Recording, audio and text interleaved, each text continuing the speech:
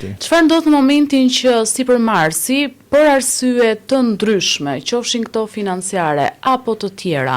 nuk përmbush dot kushtet kontraktuale të kryerjes së sipërmarrjes deri në realizimin përfundimtar të objektit, por do që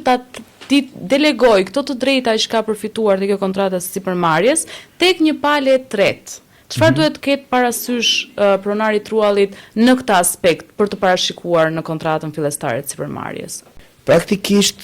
kontrata sipërmarrjes është me vërtet është angazhimi i risku dhe eksperienca e sipërmarrësit, por në thelb është një marrje e riskut nga të dy palët. Unë do këshilloja që në radhë të parë palët mbase mund të parashikojnë në kontratë angazhime që në rast shfaqjes së kushteve të dështimit nga ana zhvilluesit sipërmarrësit, parashikohet mundësia që vetë pronari ta transferojë te një palë tretë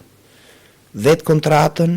lejen e ndërtimit që mund të jetë lëshuar, në mënyrë që projekti të vazhdojë. Dhe në këtë mekanizëm mund përfshihen edhe forma që zhvilluesi vjetër që po dështon të ketë pjesën e tij, qoftë në pjesë takuesa mbase ose në pagesë, duke përfshirë edhe penalitetet.